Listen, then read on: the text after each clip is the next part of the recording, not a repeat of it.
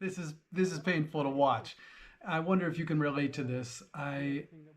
We've just gone live, and the part of this stream that I'm responsible for is completely failing. The audio is not working, and Fresh Cup of Joel has just finished his 101st episode of Throwing on the Pottery Wheel. He's somebody that I really admire and wanted to do an interview with, and it was just painful to see it not working. So I have spent today reworking the audio, doing voiceovers, and trying to make a cohesive interview that shows the respect to Joel that I really feel like he deserves. So I just want to say thank you for people for supporting us and enduring yesterday, and hopefully that I've done him the respect that he deserves in this interview. So cheers. Thanks for watching.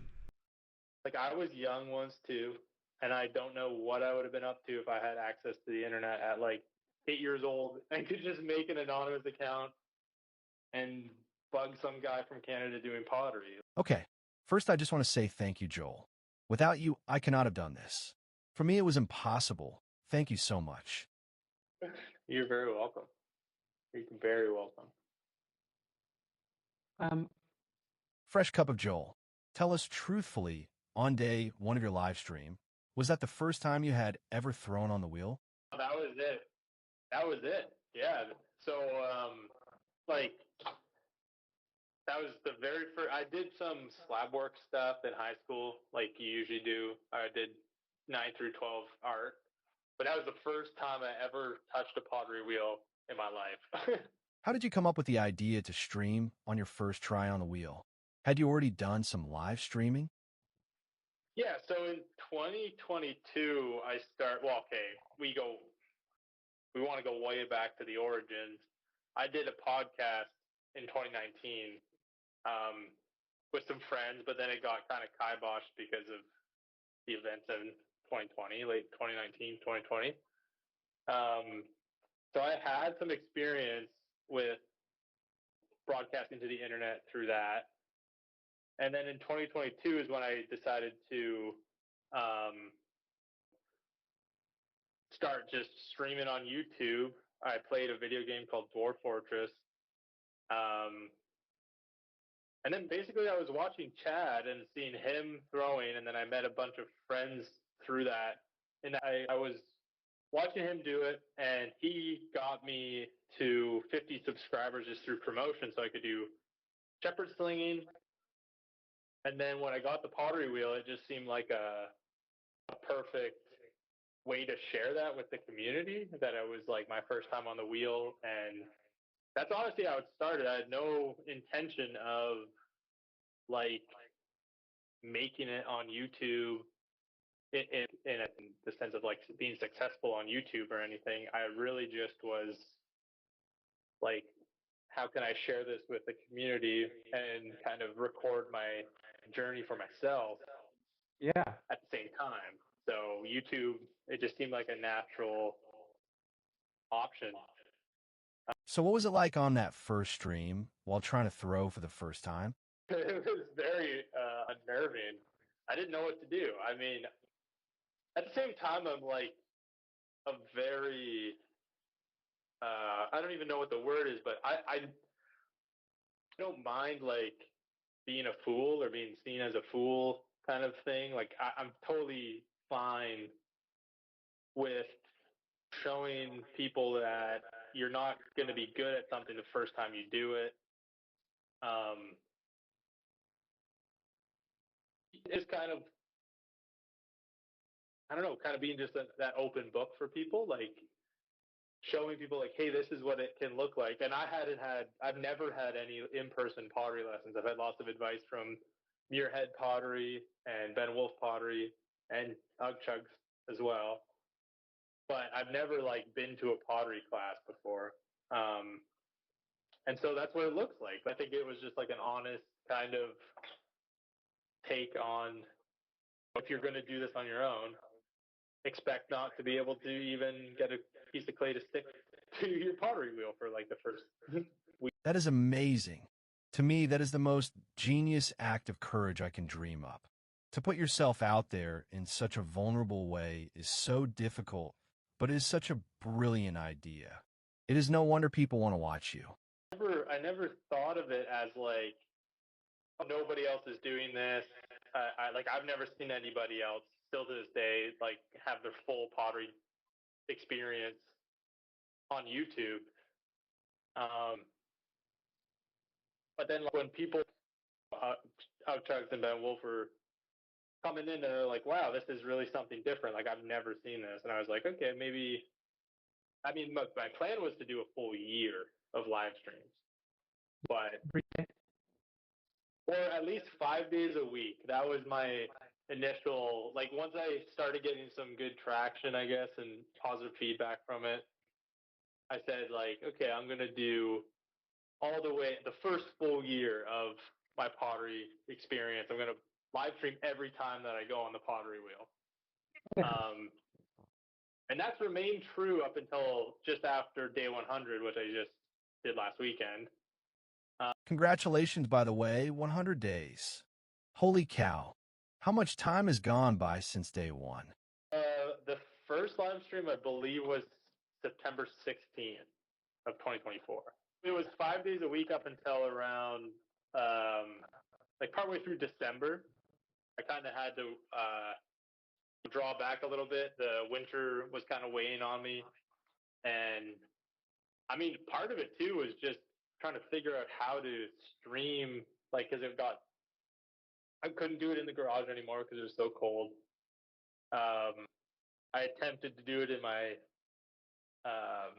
sun porch for a while, but it got too cold, and I was down in my basement, which was fine, except that I'm 6'2", and the basement is 5'10". It was like every time I was down there, ducking and bending over, and it was quite uncomfortable, and it kind of discouraged me from doing pottery, right? Especially like the extra prep work, wedging and stuff. I was doing it on my knees on the ground because I couldn't actually, yeah, I couldn't actually stand up and do it. So it was quite the experience. But now I'm upstairs in a spare room that we have, and I have a table that I built and everything, so I can do all my pottery work in a comfortable situation now, for sure. It obviously takes a lot of courage and grit and determination to throw 5 days a week, a skill you have never tried before. Have you found yourself in a similar position in the past where you pick up a new skill and get good at it just from grit and hard work? I mean, I would say that's how I do most of my hobbies. Is just I go, that looks like something I want to do, and I'm just gonna keep trying until I can do it. A good example of that, I think, is soapstone carving. It's a very delicate stone, so it's easy for it to break. Which is honestly and I'll circle back to this a little bit because it does apply to why I love pottery so much. But when it was what, 6 years ago now, I was doing soapstone carving like almost every day for hours. Like I would just go down to the basement at the place I was renting with my buddy, and I would just sit there and make turtles and chess pieces and whatever, sometimes just abstract pieces of whatever I could think of. And like, I almost refused to look up like videos and techniques. I was like, I want to figure this out on my own. And I don't know where that comes from. That's kind of been like my MO, even with guitar and stuff. If I see something that I'm like, I think that's something that I'm interested in, I just will go for it and kind of see where the cards lay, so to speak. See how it pans out. I have watched a couple of your videos on Minecraft. Is it the same sort of mental mindset help with that skill too? Yeah, I mean, I think that game lends itself to my personality, or at least the way I play the game. because there's a lot of ways to play that game. You can go at it from many different angles. But the way that I like to play it definitely lends itself to that. As a builder in Minecraft, do you start out with a design you intend to build? How do you go about creating your structure? So it's situational. So if I am building like, because there's basically the equivalent to electricity in the game. It's called redstone, and so you can make these redstone devices or like machines essentially.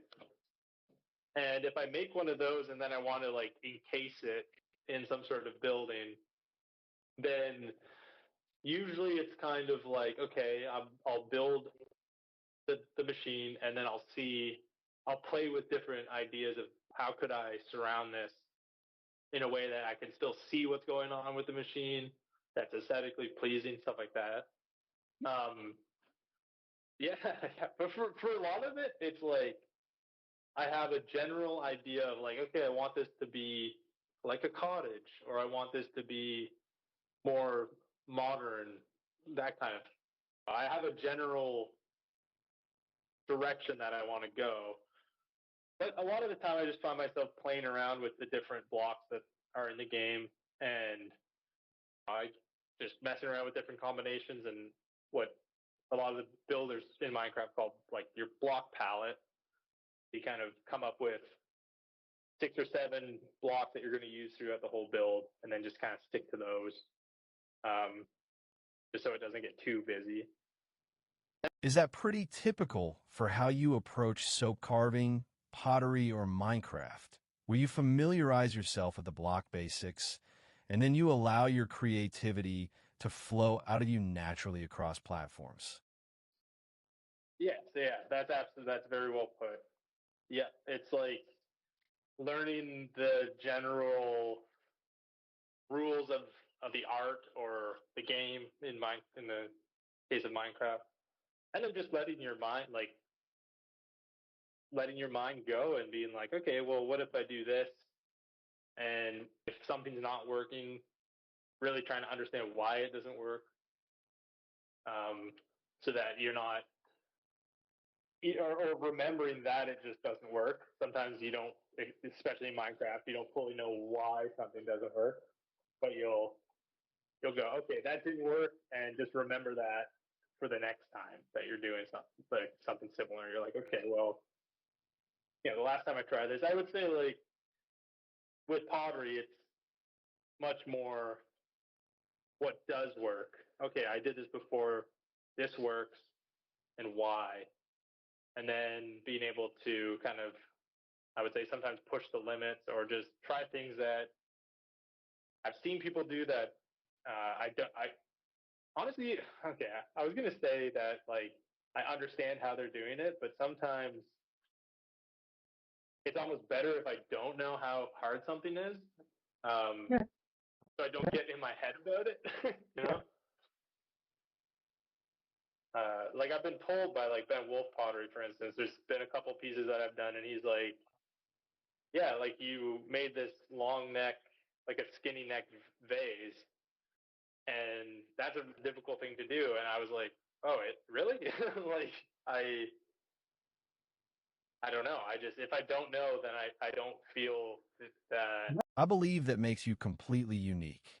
That ability to put yourself out there and be vulnerable in front of an audience of people, to accept challenges and be determined despite the criticism is rare. Oh, geez, that's quite the compliment. Thank you, thank you. It's funny too because sometimes when I think too, I will say like when I'm kind of living it. There's plenty of times when I especially when I was feeling really burnt out, when I felt kind of, I had some negative thoughts about doing the whole live streaming thing, and kind of sometimes I feel like I pigeonholed myself with pottery and tying it so tightly to live streaming because there can be quite tumultuous at times, I think is a good word, with balancing doing the actual pottery and the live stream and finding like a happy medium where yes, I'm engaging with the live stream, but I'm also like getting pottery done.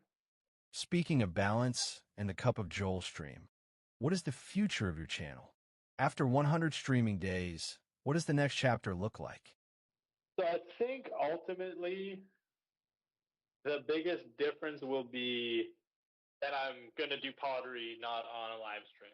And I already have, right? And that's part of too why I feel like I'm able to do something like this as well, where I'm going on someone else's channel. Because if with Ben Wolf and our co-streams doing pottery, I've always kind of said, hey, it would be nice to do it on mine, because then I can keep my kind of streak going. Then I'm not. Yeah. I have a real big problem with. Maybe it's not a problem, but like I want to be as honest as I can be about this pottery journey. So, and why I say it that way is mostly due to the fact that like there's been maybe I want to say 6 or 7 times that I've done pottery to show my family and stuff, or do lessons for some of like my fiance's brother and sister and stuff, where I wasn't live streaming, and I feel like it's disingenuous for me to say like, oh, every time that I've done pottery ever, I've done it on live. So that's always like I always hesitate my way through that, because there is like that whatever 7 to 10 times that I've done it, showing my friends kind of what the pottery wheel's about, and doing it not on camera. So the biggest change is really that I think I'm going to also be kind of doing more of the gaming and drawing side of things, and maybe just not. I won't be as consistent on YouTube on doing pottery on YouTube, I guess. Do you think it is safe to say that you are looking for an opportunity to pursue pottery further without as much of the distraction of the live stream? 100%. Like, so in the last 2 months, my conversations about doing the pottery live stream have kind of gone more towards, I wonder if this is hindering me more than it's helping me, rather than, wow, this is super fun. Right? Yeah. It is very fun. I'm having a great time. Like, I do really enjoy doing the live streams, but that kind of constraint that I applied to myself with only doing pottery while live, I think what I want to be able to do is maybe even, and this is being super honest, like be in a bad mood, but still do pottery. Because if I'm in a bad mood, I don't want to do a live stream, but I still want to do pottery. Yeah. Let me ask you a bit of fan-based question. The currency on YouTube and on social media is subscribers and followers. At what point in your journey did you begin to realize the momentum of your channel and the magnitude of your growing following? I would say it happened around November of last year, when I was really like, there's a couple streams where I gained like 100 subscribers in a stream. Whoa. And I know. And I don't even I don't know why. I think the closest I could come to a reason why that it kind of blew up, if you can even call it that. Like, I'm at 2.7K, and right now it's pretty steady where I maybe get 10 subscribers a stream, maybe 5. So it's kind of like come back down a little bit, but I'm not complaining at all. But You started in September, and sometime in October, you recognized the momentum was building. What does it feel like when you conclude a stream and see 100 people chose to follow you that day? well, so it's mixed. It's mixed. It's really cool. I think if I was a different type of individual, then I could have really, really been hyped about it. Yeah. There was part of me that went, this is not what I thought. This isn't what's supposed to happen. I'm supposed to have 10 people watching me for like a year and a half. And Yeah, like the rest of us. yeah, so it's like I felt like, really happy when I first saw the number. I'd be like, oh, this is awesome. This is really cool. I'm glad that people are liking what I'm doing. But then part of me was like, well, why me when there's so many other people who I believe deserve it more? What you did here with the pottery wheel, Joel, is completely unique. To know before you begin to learn a skill that you're going to stream 100 days, every part of that process is incredible. I feel so lucky to have witnessed your blindfolded 100th episode. Thank you. That means a lot to me. I like, yeah, it's kind of, I don't know. It's one of those things when you're in it, maybe you just don't like see the impact. But something that's like one of my favorite, and you've had them on as a guest, J.M. Clay. Her story, like listening to her talk about how like I was the inspiration to get her to start live streaming. Now she's done pottery for a while, but to start live streaming it to YouTube, it was like a real moment for me when I heard her talking about that. I was just like, that's exactly that's the optimum outcome. Or just someone getting into pottery in general. You don't need to live stream it, but if somebody else finds, anything, if they find anything in pottery that brings them joy, like that's the most I could hope for. Well said, Joel. You are obviously a humble guy, and it is really cool to have an insight to the thinking about something that has been so huge. Let me ask you now about something challenging, the bad side of all this. One of the hardest parts must be dealing with the people who take advantage of their anonymity. What is it like dealing with trolls and people who are trying to disrupt what you're doing? Some days I'm like, bring it on. I understand fully that it's just part of internet culture. People like to do that. But then other days I'm just like, can we not today? Right? And that was part of the problem with the consistency and learning while I'm doing this. And there was some particular standout incidents where I was just like, you can't be serious. Like I honestly was just kind of blindsided by the effort that people go into trying to disrupt the live stream. But then at the other side of things too, I'm kind of like, well, like I was young once too, and I don't know what I would have been up to if I had access to the internet at like 8 years old and could just make an anonymous account and bug some guy from Canada doing pottery. Like you just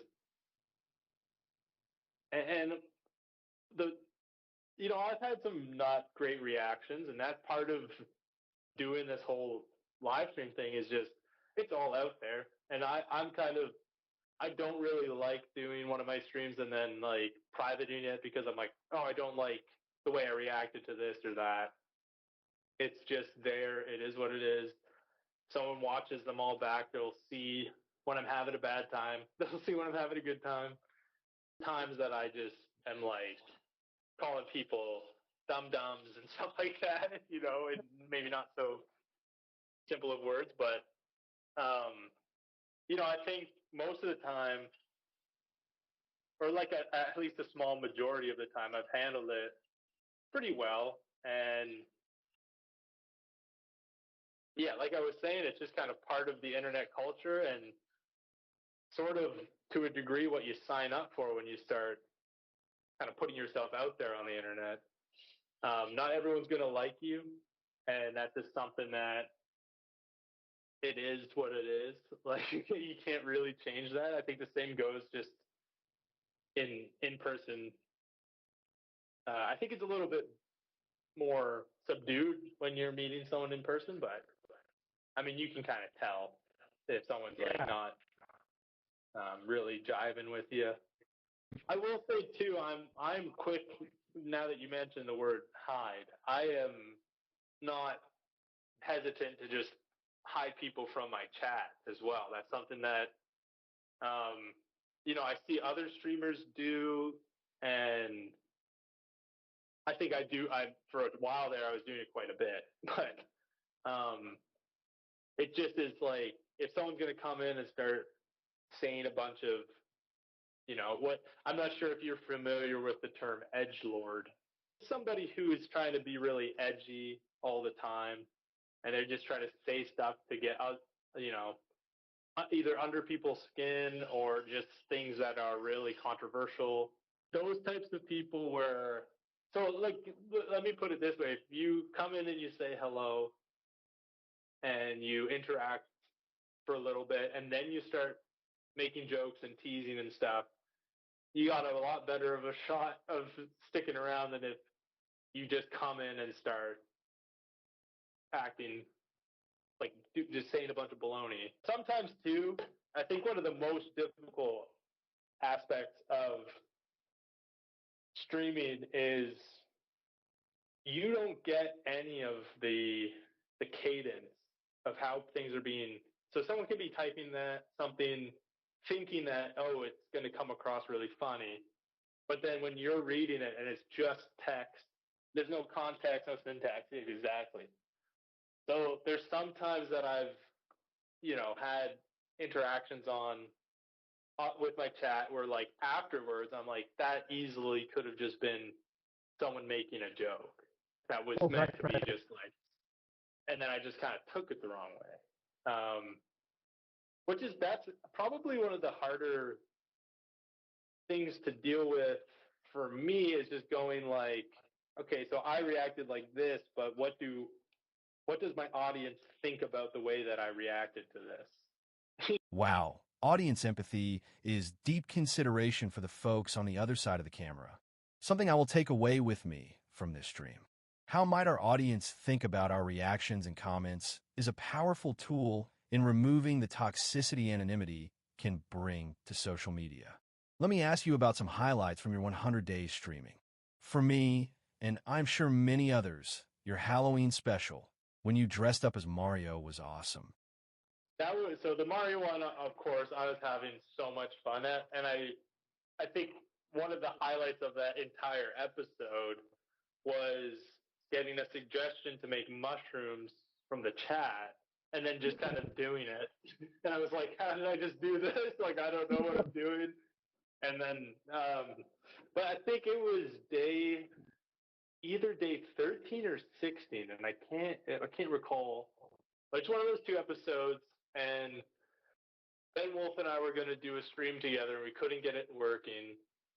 But he had asked me to get 5 pounds of clay ready, more as a joke, but I took it seriously, and I was like, okay, whatever he wants me to do with 5 pounds of clay, I'm going to try it. Yeah. But we didn't get the stream working, but I ended up streaming on my own anyways, because again, it's just keeping that streak going. At that time, I was dedicated to the 5 nights a week, every week. And I threw my first 5 pound piece with next to no major failure. Like, honestly, there was no, and it would just kind of happen, fueled by the rage against YouTube that I was feeling at the time, and how they for whatever reason on that day it wasn't working. The go live together feature was not working. And I just channeled that rage into doing the 5 pound pull. And yeah, that's one of the few pieces from that era that I still have. Sweet to have your first success throwing 5 pounds documented, because you are recording your progress. The truth of your achievements cannot be altered with time and retelling. This authenticity is one of the big reasons so many of us are drawn to your feed. Because you do not have a kiln, one of the themes of your channel is to wedge and recycle the clay you are using during the streams. I think, because I was mentioning about the soapstone, how it was very fragile when I was doing that. And I meant to circle back a little bit there, and because I had said, oh, it's really fragile, and that's part of why I love working with clay, is how forgiving it is, because you could fully finish the piece until you fire it. If you look back at it and you don't get that spark from it of like, because sometimes, you know, the beauty is in the what you might think was a flaw at first. You look back and you're like, hey, that's actually, I like that. That's beautiful, right? But if you don't get that little spark, then you can just take the piece and put it in a bucket of water and make it into something else. Where with soapstone, it's like the opposite. You have to be extremely careful while you're using it. If you make a mistake and you break it, then you're starting over. There's no putting it back. Which is really like a huge draw for getting into pottery now. I understand the kiln is a different beast, and sometimes they can be unforgiving, but I'm looking forward to that. As you got closer to the 100 days, you mentioned the challenge of burnout, making it more difficult to stream as frequently as you originally planned. Moving forward, where will you find the inspiration in pottery to ignite your curiosity? So certainly the kiln is going to be a huge factor in that intensity. I foresee it not going so great. So then if it does go good, then I'm happy, but I can see a lot of failure happening through that. I think as far as ceramics are concerned, like I built a workbench recently, and being able to now do some hand building and coil pots and trying to get into things that aren't only on the pottery wheel. That's kind of the direction I'm heading as far as kind of keeping the spark alive with ceramics. Now, there's a lot on the pottery wheel that I still haven't really ventured into. Like, I'd like to get into some larger pieces. Um, but really, I think, too, because I've maybe thrown 4 times now since day 100 without any stream going. And wow. There's something very, very relaxing and appealing about it. Every experience you had with the pottery wheel involved the complexities of performing for an audience. After 100 days streaming, can you describe for us what it felt like to throw on the wheel without people watching? It was like this. It was honestly a kind of a sense of relief. I was just like, this is really nice. This is really calming. With a couple times of like that thought of maybe I could be streaming right now. But ultimately, it's been very positive. I think like the biggest difference is the level of focus that I can apply onto a piece. Like I was throwing a lot faster because I'm not checking chat and kind of being on. You know what I mean? Like I'm not saying anything. I'm not talking. I'm not thinking about anything except kind of what am I doing with this piece in front of me. I miss parts of having the audience there, like some of the friends that I've made, some of the viewers that I know from other streams, and we're kind of friends now through the internet. We chat here, there, through all the different pottery streams. Kind of missing interacting with them, but then also not being anxious about like, is somebody going to come in and troll right now? You know, or what am I going to say that's going to get me in some kind of trouble or whatever. Is it fair to say streaming is still going to be a part of your future? In fact, like I probably will continue doing it multiple times a week. I'm not going to promise 5 nights a week for the time being, but I mean, I went from day one, two, three to now it's episode 101. So I've done the episode 101, and I'm going to move forward with like an episodic stream. I've been considering a lot more about starting some kind of online business and what that would look like. And I mean, a big reason why I don't commit to it is because of the lack of experience with a kiln, and I just have never fired anything. So I don't want to be like, yeah, I'm going to start selling my stuff. Just wait months and months until I feel comfortable selling the things that I've fired.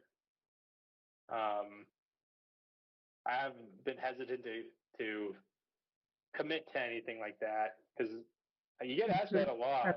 So at this point in your journey, you have not fired a single piece? No, nothing. Could kiln firing be the future of Fresh Cup of Joel? Yeah, no, I'm hoping. Yeah, like the first kiln load, like they're firing, like I think the general layout that I have in my mind right now is a short of me loading it, a little bit of a couple shorts of the first firing in progress, and then unloading live stream. That is kind of the way I envision it. Well, I know I speak for a lot of people when I say we're looking forward to the next 101 episodes of Fresh Cup of Joel. Before we go, would you mind showing us what you made during our conversation? This is some of what I was up to there. Yeah. Just some little dome kind of vases, and I don't even know, a cone kind of vase, a little regular vase in the middle there, and then just a big cone. Yeah. Right. Just fiddling around, seeing what comes out. I was asking on Ben Wolf's stream about what I should maybe throw when I'm doing this, and then we kind of came to the consensus of just throw something and feel what comes. And as we end episode 2 of Mudslinging, the Good Kind, I just want to say thank you so much for all of your help and patience with the technical difficulties I had with making this collaboration happen. Speaking with you today means a lot to me, and I really admire the work you are doing in the pottery community. You're absolutely welcome, and thank you for this opportunity to come on here and share some of my experience. And so you have some of the best questions. This was an excellent experience on my end. Even with the technical difficulties, it's to be expected, and I'm happy that I could help you with that at all. And I am extremely grateful for our conversation today, Joel. Thank you. There are so many takeaways I will carry with me from our time. I sincerely hope we have another opportunity to work together on another episode of Mudslinging. Cheers.